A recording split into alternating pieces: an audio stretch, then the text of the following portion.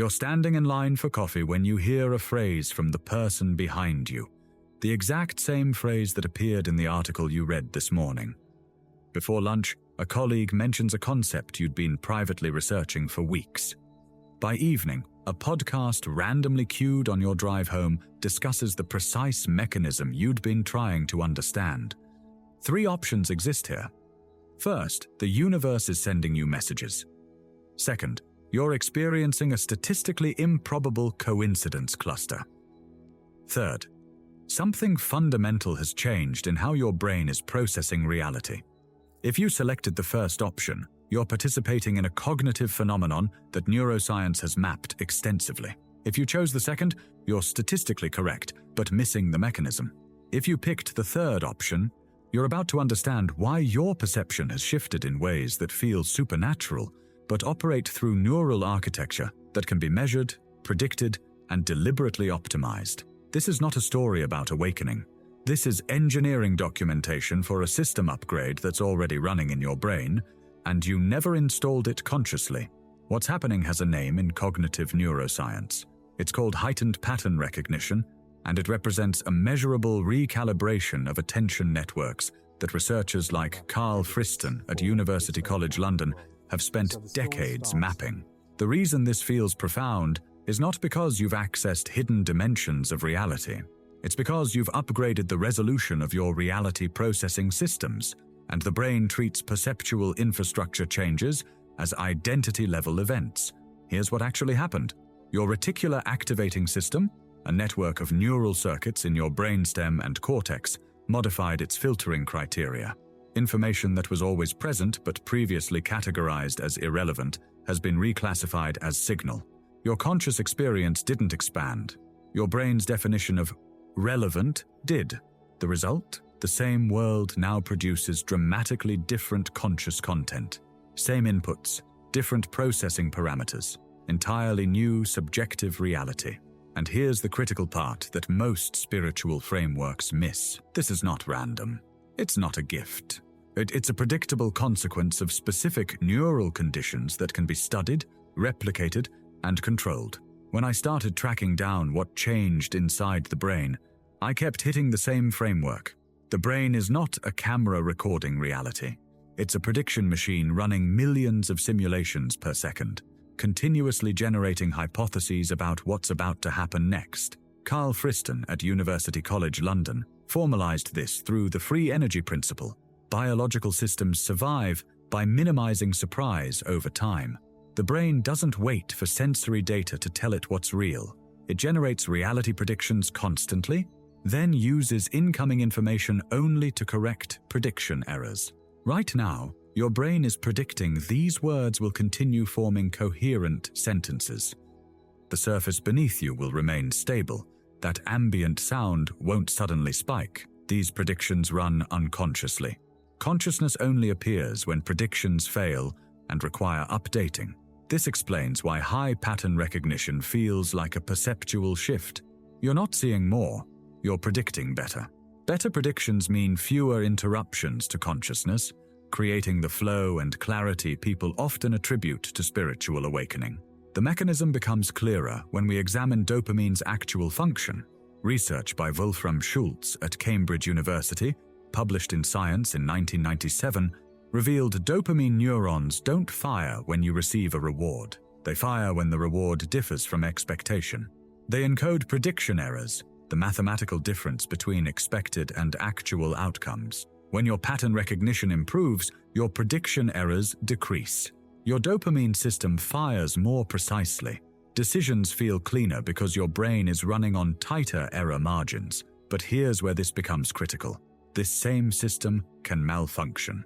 The film A Beautiful Mind illustrates what happens when pattern detection accelerates without error correction.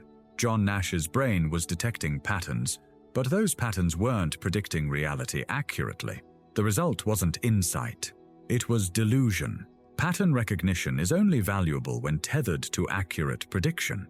The brain operates as a prediction engine whether you understand this or not.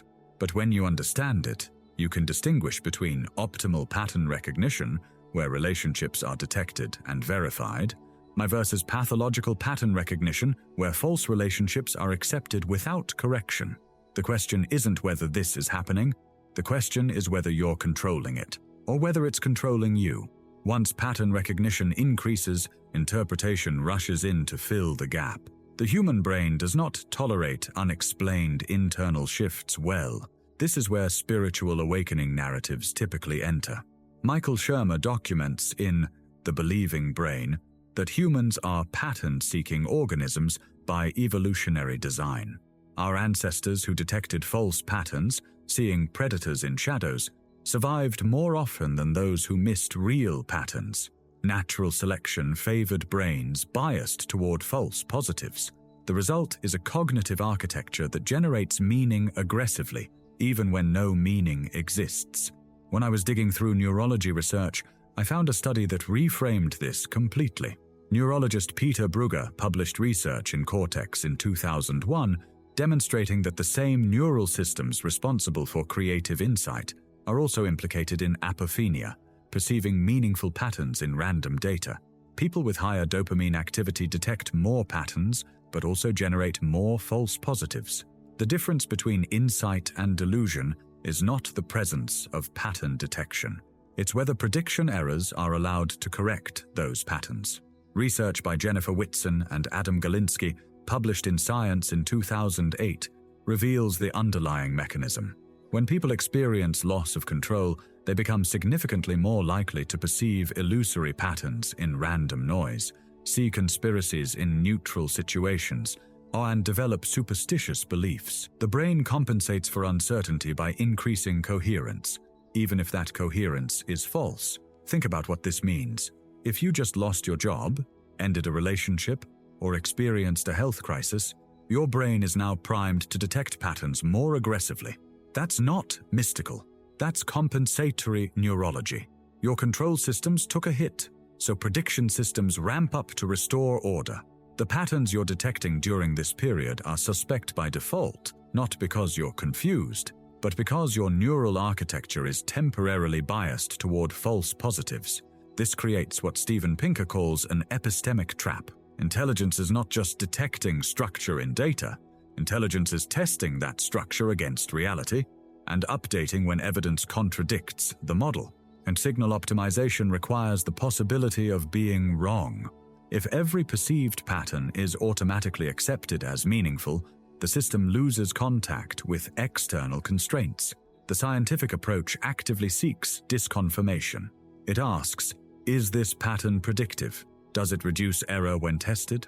The spiritual approach often reframes failures as tests and treats skepticism as fear, building what Carol Tavris and Elliot Aronson call a pyramid of choice. Each decision to interpret a pattern spiritually makes it psychologically costlier to question that interpretation.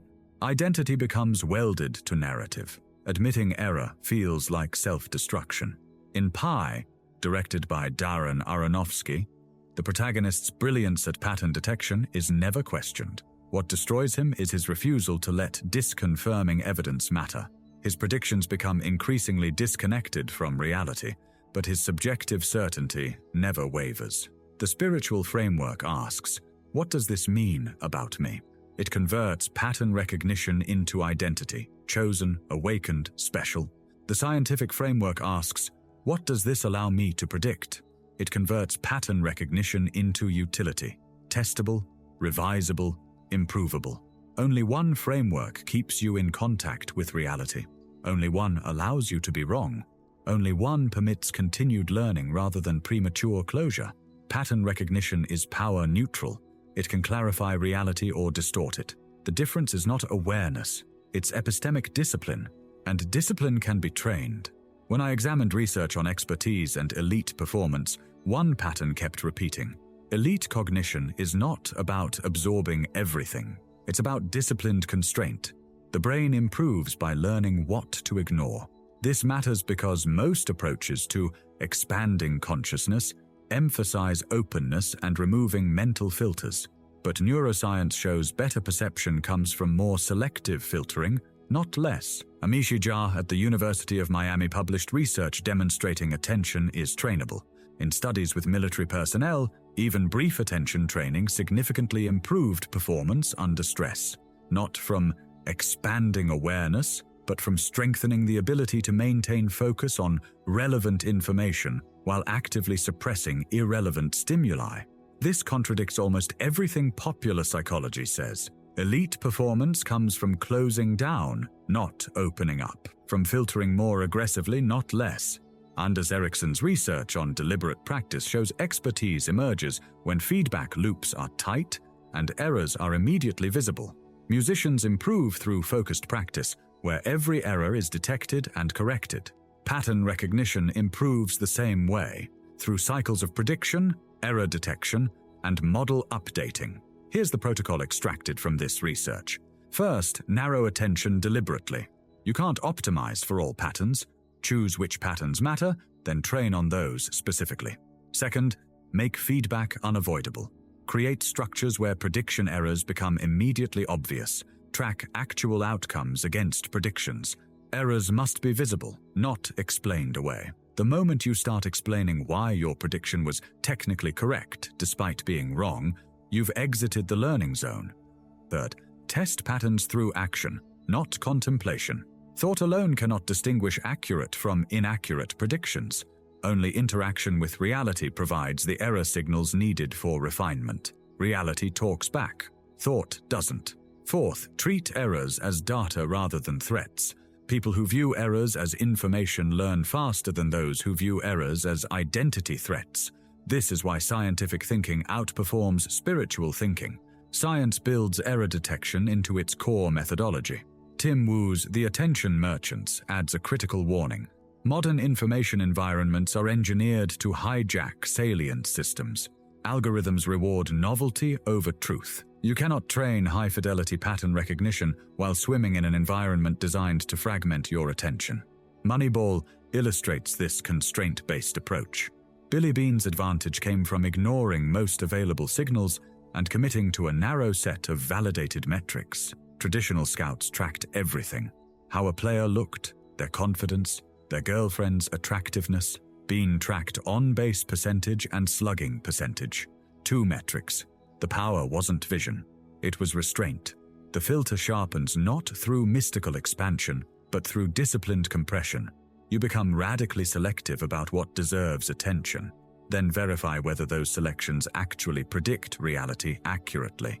This is how elite athletes, investors, and researchers operate. They don't see more, they see differently. Through filters trained over thousands of hours to distinguish signal from noise. When pattern recognition is disciplined rather than mythologized, the long-term outcome is quieter than expected. There's no permanent high.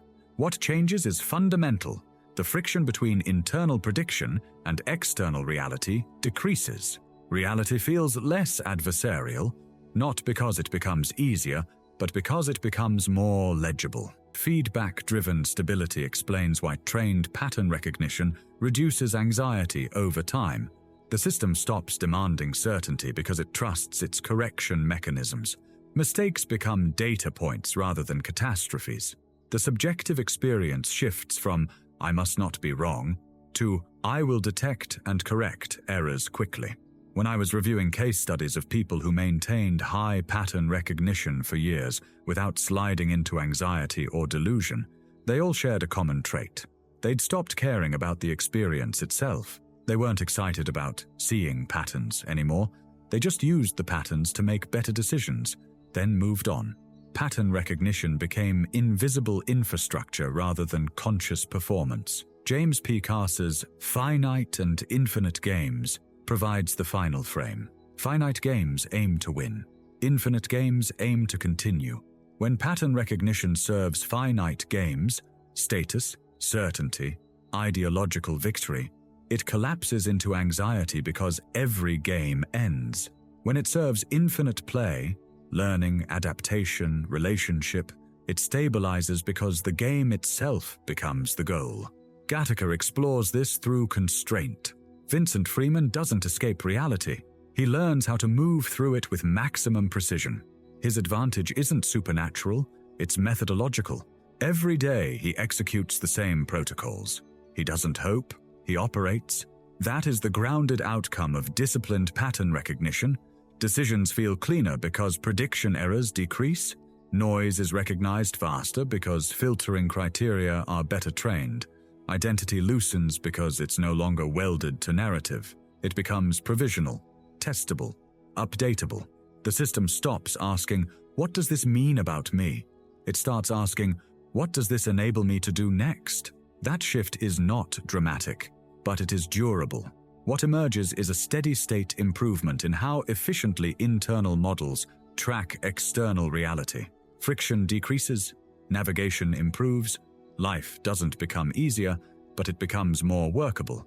This is pattern recognition stripped of mythology, not a spiritual transformation, an engineering optimization, not a calling, a capability, and capabilities can be built systematically, tested empirically, and improved over time.